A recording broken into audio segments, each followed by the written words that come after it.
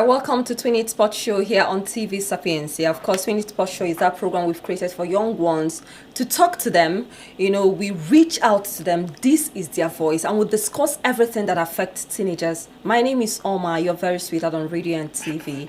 And of course, with me here in the live studios of TV Sapiencia is no other person than the director of Higher Heights Schools, Deaconess Ejikeme. Thank you. You're very beautiful. Oh, you can say that again. All shades of beautiful. Thank you so Welcome. much. So today we'll be looking at a very interesting topic. This is the season of entrance examinations. Exactly. A lot of students are writing entrance examination, and a lot of people, of course, this is the third term. Yeah. So a lot of young people will be moving from their present class to a higher class. Okay, and a lot of parents would change the schools of their kids. We've talked about this topic before. I had someone come talk to us on this topic, but I chose you to come because you own a school. Yeah. You run a school. Yeah, you're She's correct. actually the director of Higher Heights School. It's a college. Yeah. Higher Heights College. Higher Heights College. Yes. Okay, a secondary school, right? Yeah, in GRA, located in GRA. Here in Onitsha. Onitsha. So she runs a school, and we want to tap into her experience as a school owner, you know, because if you're hearing from a school owner, you know exactly what you should do, the factors you should consider when you want to choose a school for your teenager. So once again, welcome to the live studios. Thank you, Oma. Thank you for the opportunity. Thank you for the privilege. You're welcome. So let's get straight into it. Thank As a you. parent, Yeah. what should a parent consider when choosing a school? What are the factors they should consider when choosing a school for their teenager? There's so many factors actually. Okay. I mean, because we parents, we know what we want for our kids. We know the needs. Now, every school, every college should be able to meet a particular need. Okay. So we are here to solve a problem, Okay. to bring a solution to the need, Okay. depending on the child's need, because children are at different levels of Okay. understanding and Okay. learning. Okay. So right now, they are almost getting through with the third term. So the parents need to locate the school that will be able to meet the need. Okay. So you are looking at, there are so many schools out there in the city. A lot of schools. lot A lot of schools. schools. And I've come to realize, over the course of handling this program, I've come to realize that parents don't really factor. They don't even consider things. they don't. Sometimes they choose a school based on, oh, my neighbor is there, my neighbor's child is there, or maybe in that The school, name. the name, or maybe there are a lot of rich people in that school. That's good. So they want to identify. They want to identify. You're correct. So, as a school not owner, minding. not minding whether their academics, whether it's okay, morally it's okay, because I believe that a school molds a child. Definitely. If you want anything you want in your child, starts apart from home, the school. the school. So- Major part of the child's life is actually in school. In I mean, school, yeah. almost the whole day from morning till evening. Till evening. So if we don't have something to offer, this child or the children will suffer at the end of the day. Yeah. Because we know they have a future. They are the future leaders. That's why this age, this teenage age, is very sensitive. I particularly decided to go into this particular age so we could impact them, Yeah. change them for tomorrow. I mean, we are here to impact lives, to Yeah. mold life. Because not after you've trained your child at home and they get to a particular school, maybe children from other homes that didn't have time to train them will come and change them. Yes. And it happens most of the time. Exactly. You know, I earlier when I was on a program that I do for tertiary institution undergraduates, you know, a thought came into me. A child will spend all those age with the parents, become a teenager, spend all those teenage with the parents.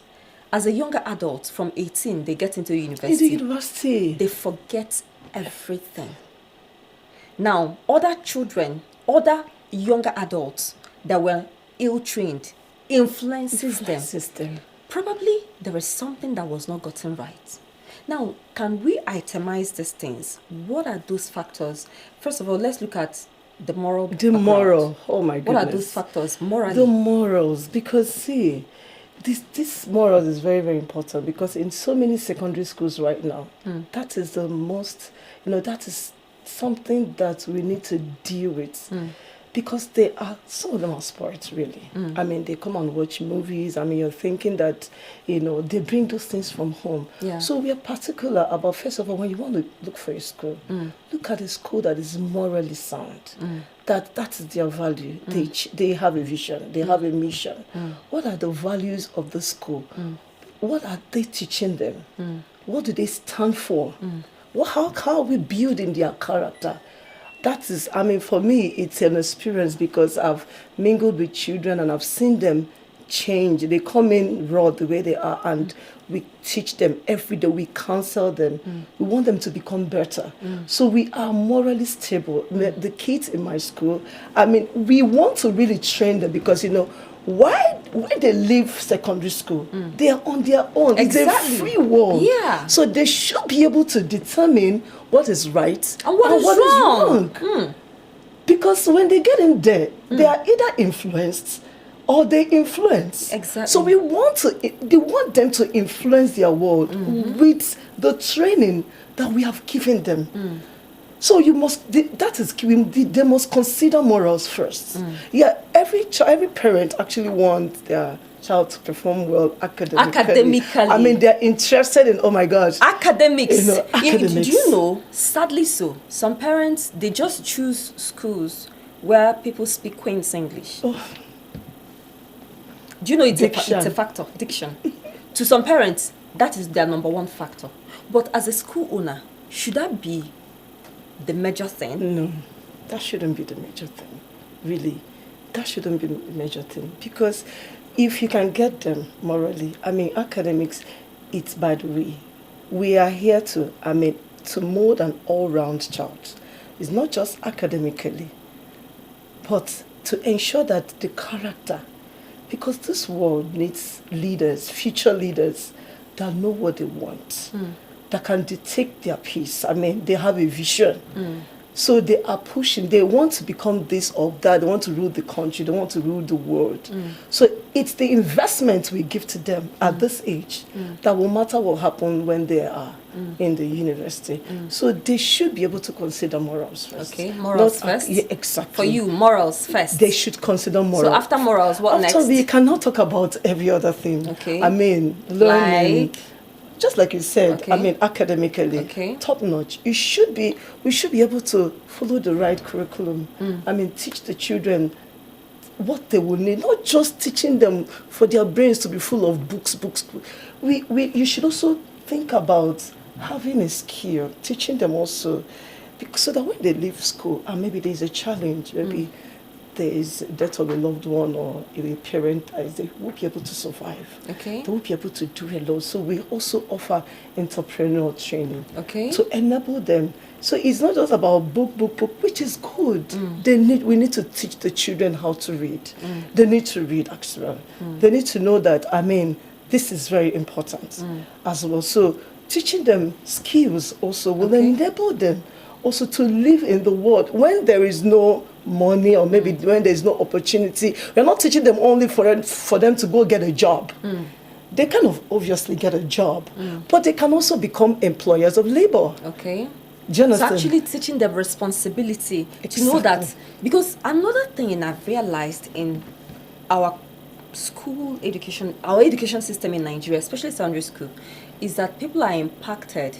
Some owners of school, it's more about after secondary school, you get a job. Streamline. So it's actually good that you're talking about creating jobs, teaching them, because it starts from secondary schools. From this level, this age is very sensitive. They need to have the right mindset. Okay. It's not just to go get a job. You just come out, enter the university, from there, start carrying your CV to look for a job. No, we are teaching them ownership. Okay. They need to own the world. Yeah. They need to believe in themselves, that they can actually become something. They can even help others, employ others, teach others, raise others. So if they want to get a job, that's fine. I mean, everybody mustn't be an entrepreneur, but it's also good that they know these things and they have the skill to be able to do that. And this is when we teach them. Even some of our kids, when they enter university, they are in school, but they do business. Yeah. They do one or two things to maybe help a parent, maybe they don't have enough finances to go through. And because of the training they have received at the college level, they are able to, to become independent of circumstances. Yeah. So now they are able to, they are responsible. Yeah. So they are not looking at, oh my God, how many clubs will I attend this night? You know what I'm saying? Because they know they have a vision. Yeah. They have to read. They have to feed themselves. So, come on. They are responsible. That's great. Okay, we've talked about morals. You've talked about academics. You also talked about entrepreneurial skills. So which other factors should parents consider? This age is a beautiful age and we are in, and it's a technological world. True. So it matters the kind of child you're raising the spirit. To be able to, stand out anywhere in the world. Some schools are not considering that. Exactly, yeah. Because when they leave school and they don't have such knowledge, such skill, I mean, they are aloof, they are hanging. They are floating. They're on the surface. Yeah, even when they want to get a job and they require such skills, And again, speaking about jobs, right now, oh my goodness, the kind of job system that Nigeria practice now. Someone that is just graduating, any job they see, they'll say 5 years experience. 3 years experience. Oh my God. 2 years experience. So how would the person get the experience from? How would the person get the job? Exactly. How would the person get a job? Someone that is just coming out of school. And you're saying you want 5 years experience. 5 years experience. I don't know. I don't get it. Even when it's entry level, the skill set is usually higher. When it's entry level, the entry level jobs that I've seen, the skill set demanded is usually higher. And sometimes when some of these graduates are ill prepared, they can't fit in. They can't. Now they will carry their CVs for 5 years. I've been out for 5 years looking for a job. Because some things we're just lacking here and there. That's why we are ICT based in my school. I mean, I've seen kids come in with little or no knowledge of technology, and we see children withdrawn. I mean, they come in naive and withdrawn, and I mean, we have come as a solution, that's the truth. Okay. To this city, Onitsha is termed one local place like that. Everybody's a trader. But there's so much more in Onitsha. There's a lot. There's a lot here in this land. Yeah, a lot. There's a lot. So we want to really tap into the potential that we have here. That's why I said ICT. We want to demystify education. Okay. They believe that education, learning, everything is hidden. I mean, you have to strive. You have to go and do a lot of researches for you to learn a particular course or some will even tell the teachers, why are you showing the children where you're getting your resources from? One of my teachers told me where he worked before. Why are you showing? Why are you telling them where you got your resources from? I was like, what are you talking about? It's not a mystery. Education is not a mystery. It's there. We need to expose these kids. It's available. Information. This is information age. So this kid has to be informed. So that's why we decided to introduce ICT in our learning. Now, all our works, all our lesson notes, all our classworks, everything is clear. It's open. Really? They can come like in. It's online? Everything is on the portal. So that means actually teachers that come to teach in your school, they should be prepared. Oh my goodness me. Some of them that came in thought it was a joke. We had to start training them. Oh, wow. So it's a learning process. Okay. So the teachers and the children are all learning. Because you need to come up here. You need to, be at a level where you need to play with these things. Because this is key. Yeah. You can't get outside of the world and, mingle if you don't have such basic basic knowledge. Yeah. So we expose these kids, and one thing ICT does that it gets the child inspired to learn. It motivates, even the kids that are not communicating, because now they have things they play with. I mean, these are the things that, they have work to do together, so they are both inspired to learn. So it's effective. I mean, very, very effective. They can learn, they can see, they can even read ahead, they can make their researches, come to the class, and they are able to communicate or ask the teacher questions that they have not even started teaching. So everything is clear, everything is open. So we want to build a child that will stand anywhere. So we want to demystify in quotes what they say education is here in Nigeria. Okay, so all these things you're saying right now seems like for a parent that can actually afford it. Oh, definitely. So there are sometimes parents fees that can't afford these things. such things. So how can they cope? Should they leave their kids now because they can afford these things? But they still need to have their kids in a good school. Yeah. Because a school, the secondary school that a teenager passes through, makes or mars that person. That's the truth. And there's some parents that don't really consider such things. Their own is, my child is in school. They are too busy, really. They are too busy doing their business. They don't even care what, some parents are like that. Yeah. They don't even want to know what's happening. At least you're in any school, that's fine for me. But there are some parents that could afford such schools. In one night, they can spend that amount, that so-called school fees. They can spend it maybe in a club, maybe in a restaurant, and spend the whole school fees. So because they don't see the value, now you have to look for the value. Okay. That the school can give to your child. Okay. Really. Because whether you're poor or average or rich. Whether you're poor, yes, because there is actually value, really. Really. So for the parents that can afford this and they are not doing the right thing, I don't think you are really helping this child. If you can afford the schools that can take your child to the next level, why not? It's an investment. Yeah. Education is an investment. If you don't do it now, it's still waiting for you. Time will still pass, really. So why don't you just do it now? But for the parents that are poor, in quotes, not really not able to, I don't even want to, go there, because I wouldn't tell you to go and borrow to pay school fees. But just see, there are schools at different levels. There are still good schools, even though they are not, they don't have all that standard that you can, but they have values. They have the mission. Their mission is very clear. Their vision is very clear. They are firm in what they want to impact. You can also take your child, believe in. I have some parents that, one of the ladies that came to me last week and said, I would do anything to help my child, be in the school. I want to set up businesses, from today, that will be able to enable me to pay the school fees. Wow. Please.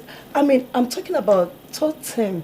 Parents are pulling their kids from other schools to be in my school. They have seen Higher Heights College as a solution to their need. Actually, one parent, pulled the child from a boarding school. Already paid school fees, but he said, I don't even want to stay there for 1 second again. I want this child to come out.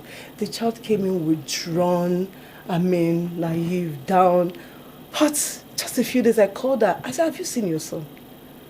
The guy can communicate, that the guy is free. It's as though he was loose from this bondage, It actually matters the school parents send. I'm serious. Now the guy can even laugh. I said, you mean you can laugh? Oh my goodness. But sincerely, why this is actually should be the third time you're saying this about kids coming into your school withdrawn. What causes that? From that place they are coming from, what is that thing that makes that child so withdrawn that the child does not want to socialize? The child is not himself, is not herself. I really don't know. I believe that the way they do their thing, maybe the teachers, maybe the way they threaten them, I don't know. Really, a lot of things could cause that, a lot of factors. But then, what I'm more interested in, how to help the child come out of the shell. Yeah. By the words you tell them, we teach them we counsel them. I mean, we motivate these kids every single morning. We don't joke. We know we are made by words. Words. I mean, a man is made by what he sees, what he listens to, what he reads. What you hear. So you can imagine hearing the right word every morning. I mean, every single day before you enter the class, you are already hearing that you are super intelligent, you are the best, you can actually do this. We good and fine, we actually enjoy seeing people have A's, but that's not what we are interested in. We want to see A+. And I told you the last time I came. The last time you came. I mean, it's A+.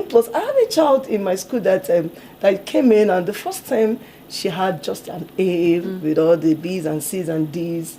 And second term, I saw that she got 6 A's. Wow.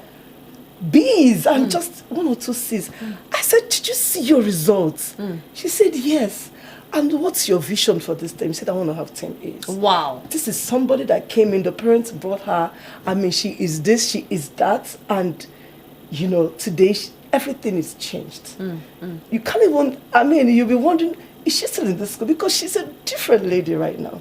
So she has a type, someone that just 1 A has pushed to 6. And now she's thinking about pushing to 10. 10 A's.